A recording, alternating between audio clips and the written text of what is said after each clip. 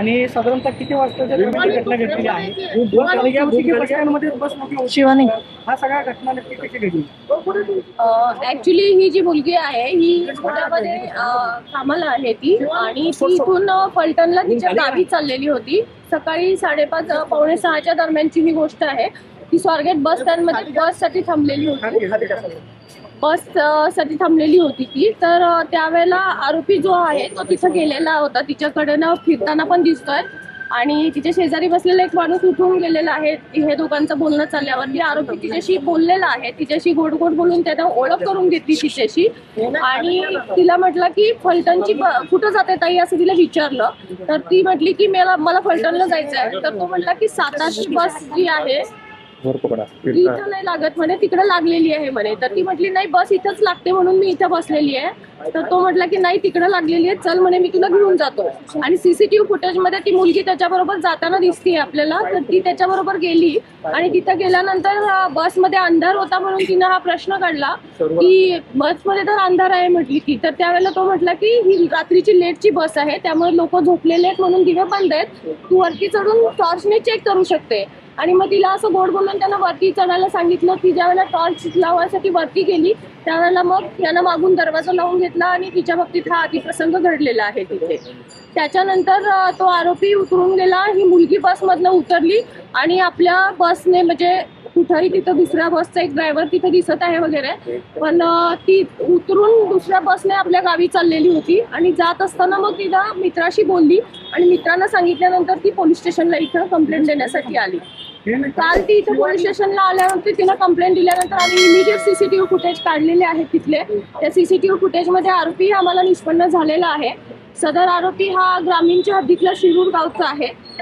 याच्यावरती पूर्वी 392 सारखे शिरूर शुक्रापूरला गुन्हे दाखल आहेत, आणि आरोपीची हे झालेलं आहे, निष्पन्न झालेलं आहे. ह्याच्यातला या आरोपीला शोधायला कालपासून जवळपास आमच्या 8 टीम काम करत आहेत. क्राईमच्या टीम आहेत, ड्रोनच्या टीम आहेत, आणि जवळपासच्या भागामध्ये सगळीकडे त्याचा शोध घेतला जातोय. डॉग स्पॉट पण रात्री नेलेला होता, तिथल्या शेतांमध्ये वगैरे कुठं लपून बसलं असेल तर त्या दृष्टीने आमचा सर्च सगळा कालपासूनच चालू आहे.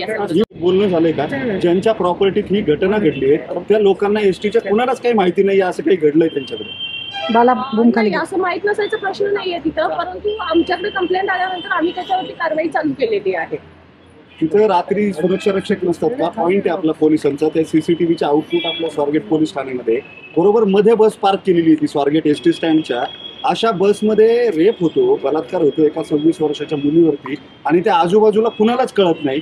तुम्हाला वाटत नाही का की सिस्टीम मधले काही लॅप्सेस ज्याचे हे परिणाम आहेत? नेमका दोष कोणाचा आहे, चूक कोणाची आहे? एसटी आगारात बस लावून ती लॉक न करणाऱ्या चालक वाहकाची ती बस लॉक होऊ शकत नाही, म्हणून एसटी प्रशासनाची की तिथं सीसीटीव्ही जे आहेत शांततेत बाहेर पडली, कुणाला काही सांगितलं नाही, आरोपी निघून जाताना दिसतोय शांततेत. एक्झॅक्टली, सीसीटीव्ही फुटेजमध्ये आरोपी खाली उतरले की लगेच 2 मिनिटात मुलगी हे झालेली आहे, खाली उतरलेली आहे, आणि नंतर ती निघून गेलेली आहे. बसमध्ये बसून ती गेलेली होती. निंब्या रस्त्यात गेल्यानंतर तिने तिच्या मित्राला फोन केला, आणि त्याच्यानंतर मग ती परत त्यांना सांगितलं की नाही, तू याच्यात कंप्लेंट करून. यानंतर मुलगी जवळपास 9च्या दरम्यान पोलीस स्टेशनला आलेली आहे ह्या सगळ्या गोष्टीची माहिती द्यायला. शॉक मध्ये होती का हे सगळं झाल्यामुळं? तिला काय करावं हे कदाचित आपण तसं म्हणू शकतो. त्याच्यामध्ये तिला सुचलं नसेल आणि त्यामुळे ती उशीर आली असेल, परंतु ती आल्यानंतर आपण इमिजिएट तपासाची चक्र सगळी फिरवलेली आहे.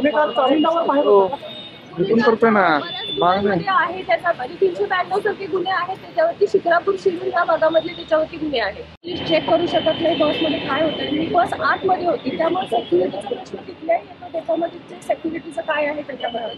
दुसरी गोष्ट असं आहे की ही गोष्ट झाल्यानंतर मुलगी बसमध्ये बसून निघून गेलेली आहे. तर तिनं थोडा जर आरडाओरडा तिथं केला असता तर इमिजिएट लोकांनी बऱ्यापैकी मदत केली असती. सीसीटीव्ही फुटेजमध्ये आपल्याला दिसतंय तो आरोपी खाली उतरतोय, त्याच्या 2 मिनिटात मुलगी लगेच खाली उतरते, पण असा कुठला प्रकार तिथे झालेला आढळून आलेला नाहीये. मुलीची तब्येत कशी? मुलीची तब्येत एकदम व्यवस्थित आहे. ती काल व्यवस्थित बोलत होती, आम्ही स्वतः तिच्याशी बोललेले आहे, आणि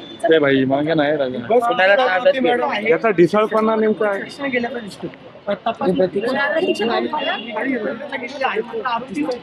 मधून बाहेर पडल्यानंतर पटकं जी आहे ती भागामध्ये तपास करतो. आता पटकं जी आहे ती डिटेल तुम्हाला देऊ शकत नाही, कारण त्याच्यामध्ये असं आहे की आरोपी जर ऑलरेडी आम्ही त्याला कालपासून शोधतो, आमच्या ताब्यात आलेला नाहीये.